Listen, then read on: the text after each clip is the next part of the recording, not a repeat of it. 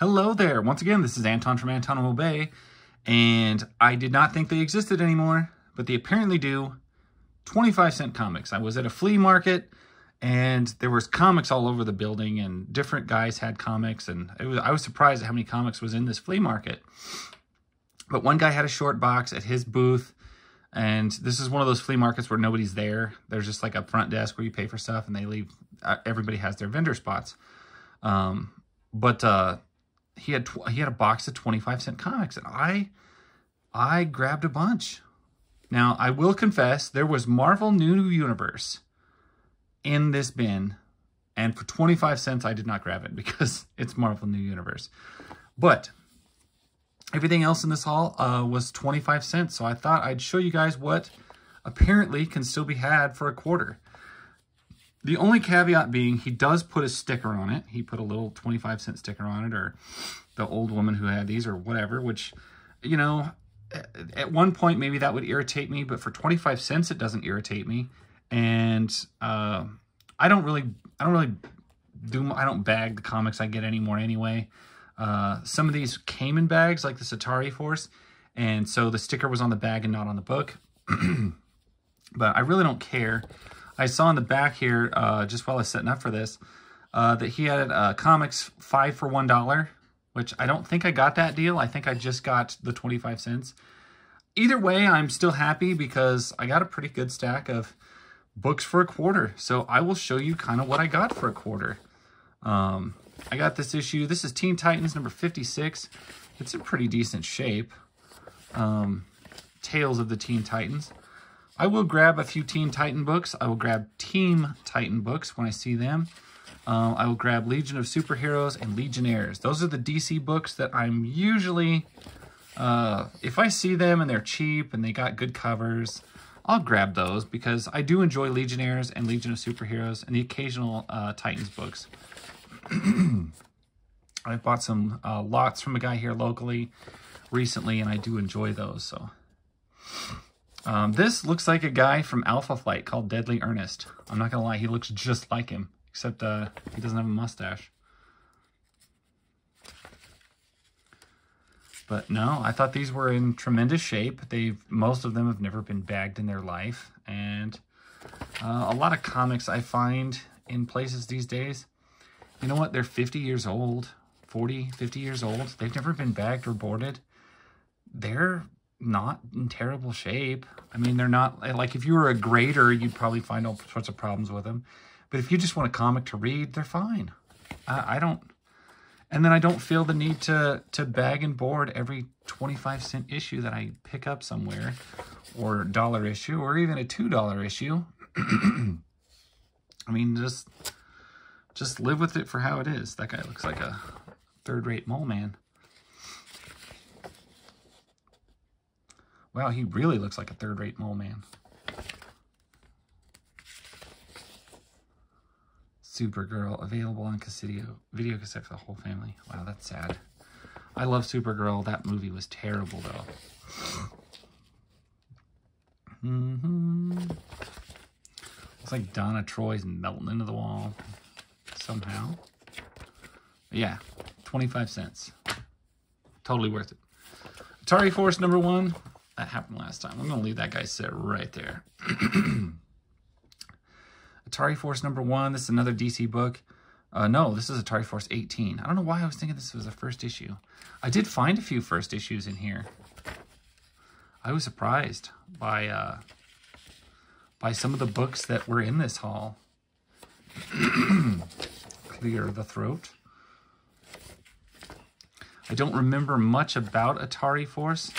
I think it is related to the actual Atari game, though, since it's kind of on his chest. Art in it looks good. I don't hate it. You know what I do hate, though? Reese's Pieces. They're like the nastiest candy. You'd think they would be good. The advertisements were fantastic. But to actually sit and eat them? No. Give me peanut M&Ms instead. I would eat those any day over that.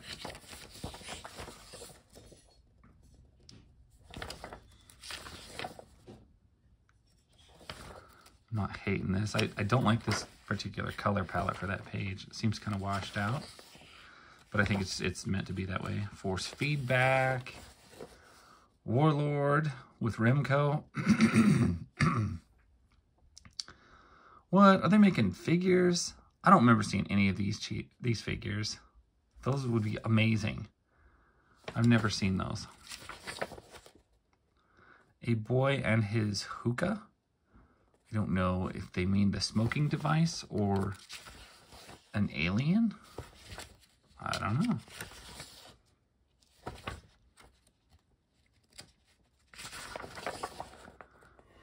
Quirky little story, though. I don't know what the deal is with his hair, but it looks like a cute little sci-fi story. Could dig that. Let's see, 1985. 1985. So when I used to hunt in quarter bins all the time in the 90s, I would see Quasars in there all the time, and I always thought it looked like such a lame book. I never gave it any chance at all. I've never been interested in Quasars at all for some reason. I've just kind of always passed on them. But I was like, well, you know what? Issue 35 is 25 cents. I'll take it. Just, it's a Marvel comic. It's 80s. It's my era. I'll at least see what it looks like inside and see if it's something cool. I passed on Quasar for all these years, and I finally like, you know what? I've had a few. I've never read them. I don't even know if I've opened one. So I was like, let's look at Quasar. Okay, that's an awesome page. Awesome page. You got Galactus. You got a whole bunch of people going on there. That's cool. I didn't see the Living Tribunal in there, but I'm sure he's probably around somewhere.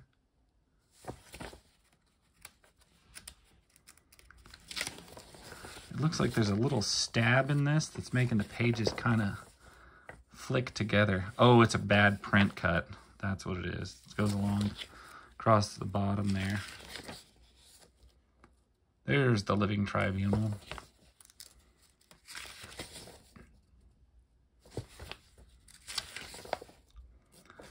The art is what you would expect, and so is the story. For this type of, this era of Marvel, it's pretty cut and dried. I mean, there's nothing super special. You could probably flip through it and you wouldn't know if you were looking at Guardians of the Galaxy or what, or Warlock and the Infinity Watch. There's just a certain era of Marvel that has these like celestial solar space things going on, and they all kind of look the same. I don't hate that, but it just kind of gets lost in the mix. Even though I loved the old Guardians of the Galaxy, you know, the year 3000, Quasar was just never one of those books that looked interesting enough to get into or try, I guess. That's just me. The Good Guys. This is a Defiant comic. I've had a few of these. This another, of course, all of these were 25 cents. I don't remember much about this book at all. This is 1993. Obviously, it's people with powers, but I don't know what all is the deal.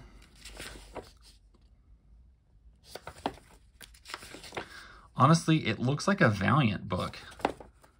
Like, I'm looking at the art, and it looks like it's kind of watercolored. And that just says Valiant to me. I realize it's not. It's a Defiant. I don't know if that's a spin-off of them or not.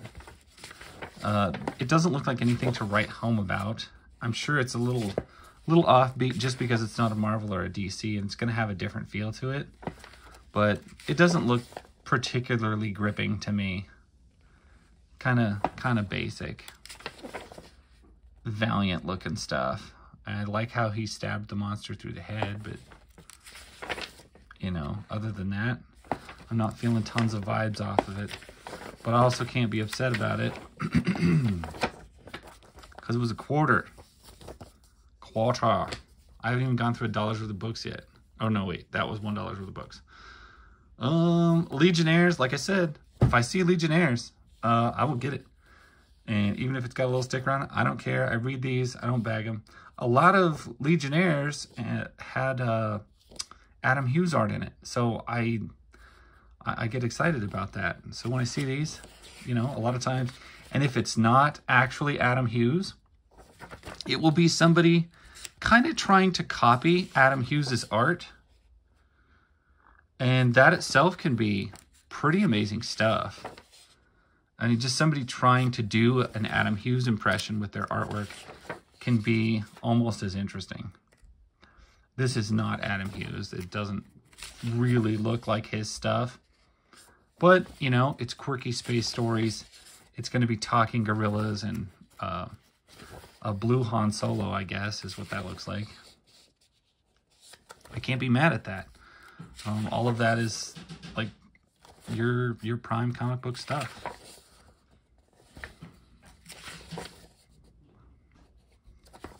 Gonna fly right into the sun.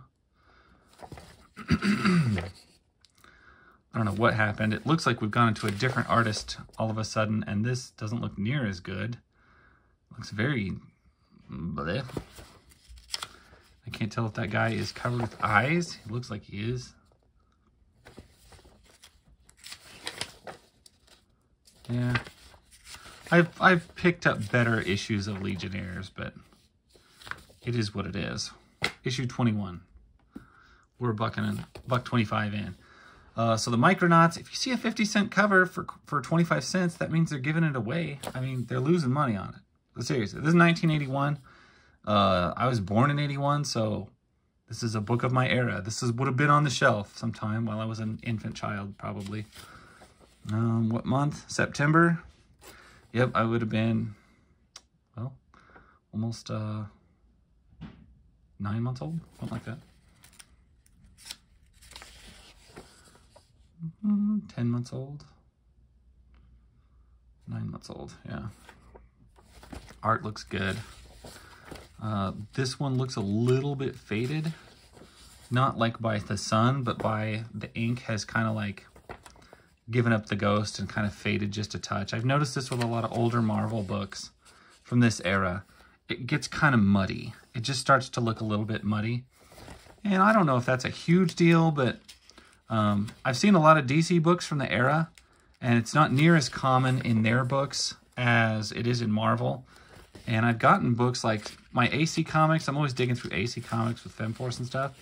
I never noticed it in those books. They never look like the ink is muddy, or the coloring is muddy. And this, I think Marvel tends to have a tendency to look a little bit muddy. I don't know if it was their paper or the coloring mix that they used or what, but they do tend to glob a little bit. They lose sharpness, I guess. I don't know who this Red Catman is, but he looks kind of weird.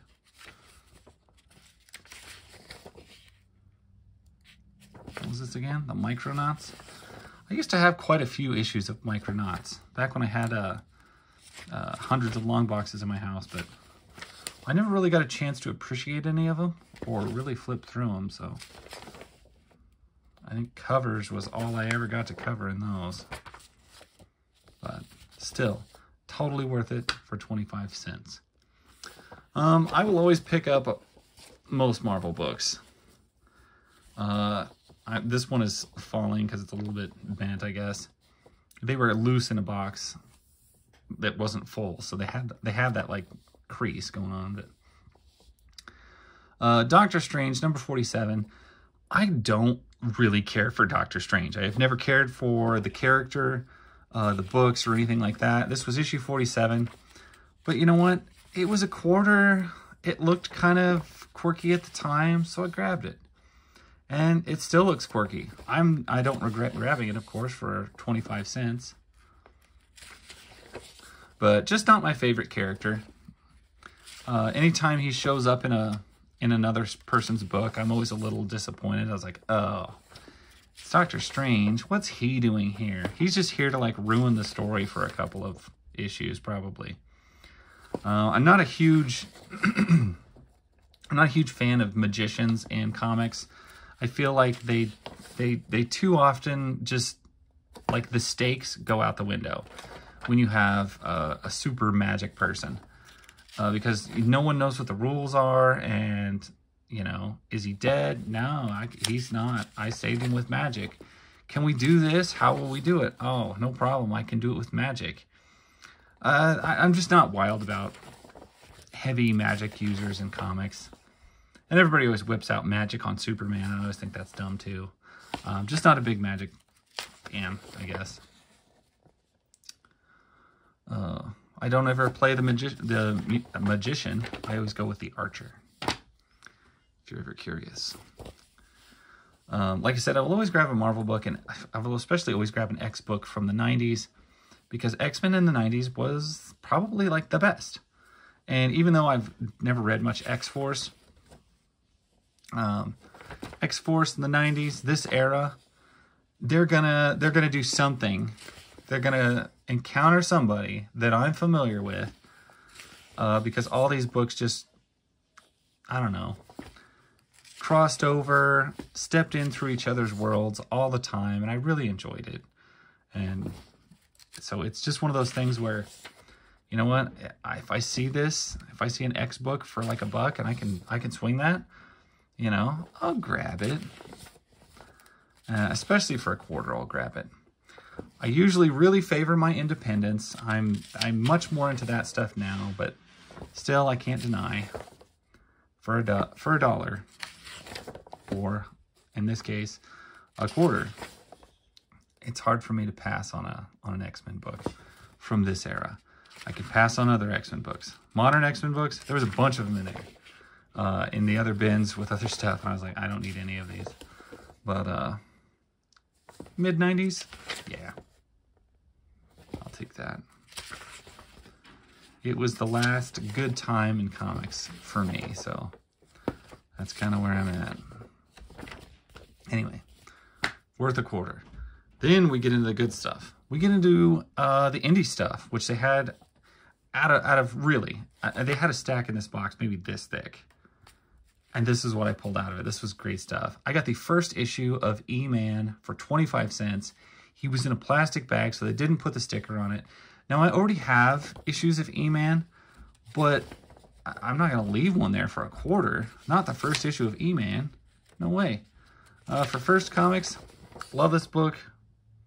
It's quirky. It's a mess. Just look at this page. Just look at how much is going on in this page and how busy the artist was.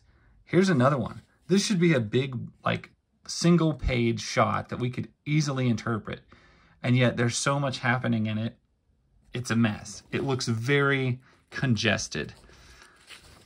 It's kind of a thing with the book, but it keeps that throughout it the whole way and every page. And so it has a real charm to it. Just look at it. It's got a goofy look, and I kind of like it.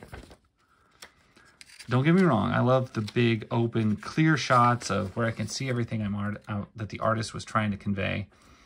But some of these where, I mean, you look at a panel, I mean, even a little 2-inch by 2-inch panel, and you might have to look at it, you know, actually give it 5 to 10 seconds of eye contact to see what the heck's going on in it. And there's going to be hidden stuff in the background, you know, different things like that, a page or a panel that you can look at for a long time before you can see everything in it has a definite charm to it. And this guy was hitting that stride. Every page is just a mess. It can get old, it can get exhausting to look at, and it can be a chore to get through. But if you got the time, give it a look. They're worth doing.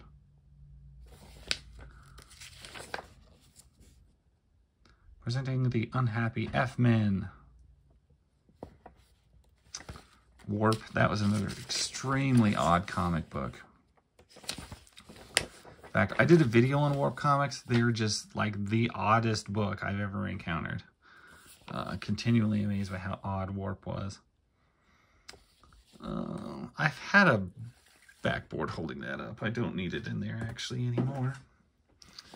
Okay, so we got E-Man issue number 2. Once again, this one was in a bag, so it didn't have the sticker on it.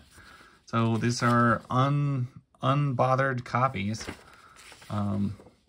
And they weren't in like normal comic bags. They were in like I don't even know what you call them. Some sort of oversized, big, thin plastic bag that was then taped to fit all the way around. Very, very odd. Somebody spent a lot of time packing it in there. And then it was like a weird plastic too. It's all wrinkly and I don't know, it's almost like cellophane. I've never seen books wrapped quite this way, or who does this. Looks like I got a Wolverine parody. I see a Storm parody. Huh.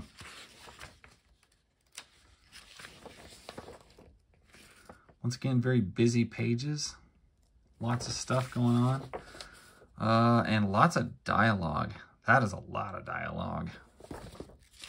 Maybe too much. The Albatross. I assume that's a nice spoof of the Phoenix.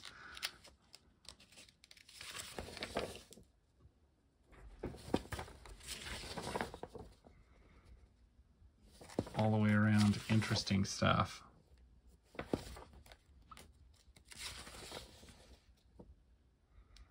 The Dark Albatross must die.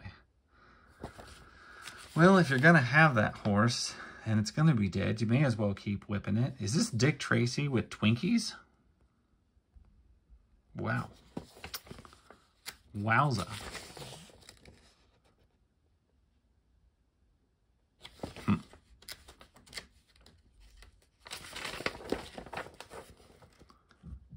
Dark Albatross Rise and Cumulus Falls.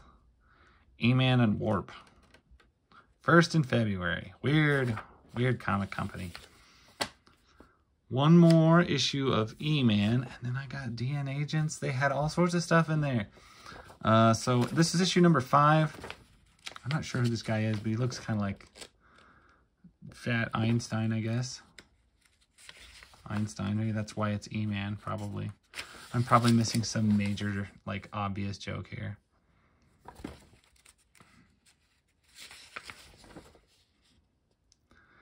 The art looks goofier, but it looks like the backgrounds are slightly less busy. Like, there isn't as much stuff going on there and textured, which means either they changed who it was doing it, but the face looks the same. All the faces look the same. Maybe he was just getting, like, feeling the time crunch. Like, every page was looking like this. Now they're looking a lot more sparse. Probably because he just doesn't have the time with a new schedule. That is a nice busy page.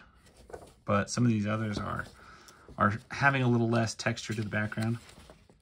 Which is, you know, understandable if the book is taken off and you got to actually start cranking out some publishing stuff.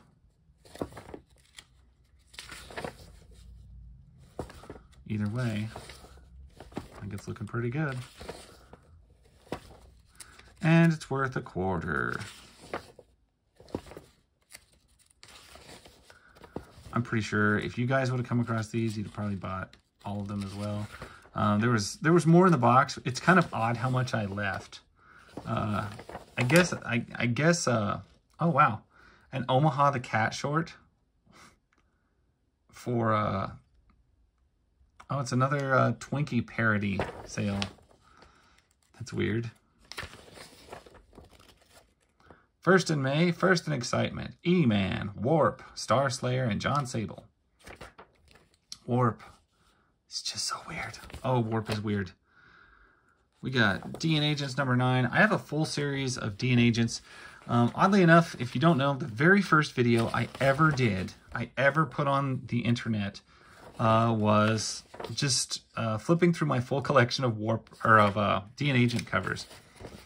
The whole reason I started a channel in general was because of, well, FemForce, and I went to look it up, and there wasn't anything there.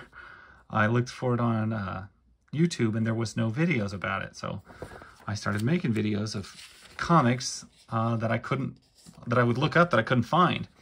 And so I started with DN Agents, and I did a couple others before I finally did a FemForce AC Comics video. Kind of as a practice run. The video is not very good. It's very short. I just really quickly flipped through all of the covers, but I do remember that every time I see a DN Agents comic anywhere, I remember that is literally the first book I put up because I started thinking about comics that I had, and I literally just sat there in the search bar and looked DN Agents, and there wasn't anything. and I looked up the Jaguar, and there wasn't anything. And I think I looked up, I know I had already looked up Femforce numerous times, and there was nothing there. There's just like, there's no content about this property, the comic, anything. Does anyone even know it exists? And that was why I started making this stuff. That was why I started making these videos. These are fantastic. She looks great. They really popped the color on these. These look great. All these pages look great. He looks good. Wow, these pages are busy. There's a lot going on in this. And the color is really popping.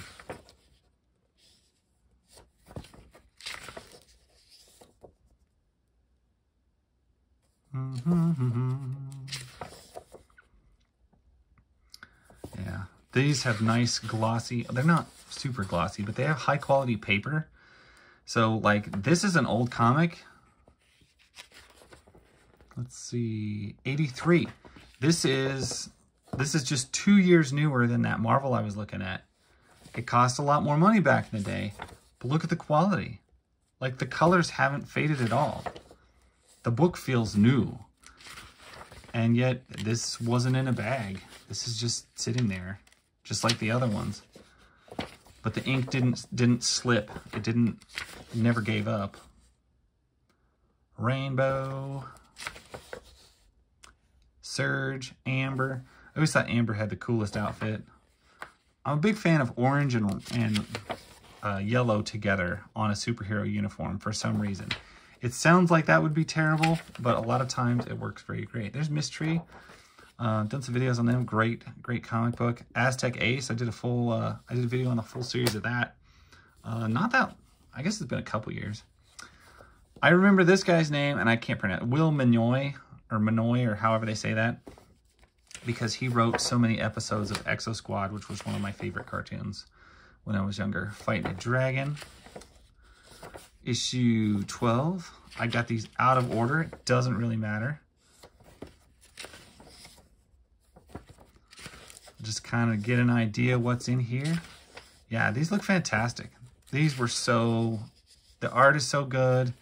The quality of the page, the quality of the book, the quality of the coloring was so good. You'd almost think it was an AC comic, but nope.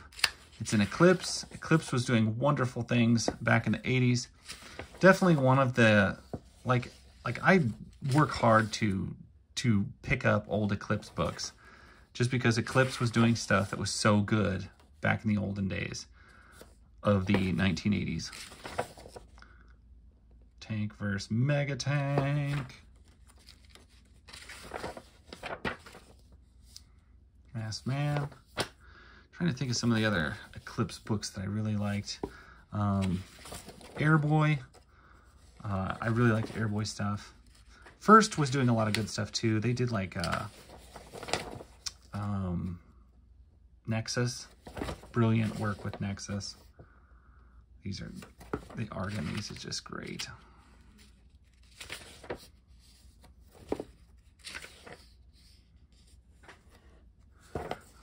Check those glasses.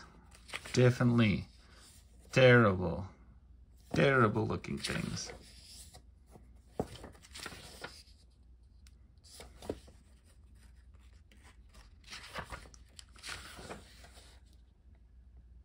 Someone broke into the building. It's probably a reporter. We have to check.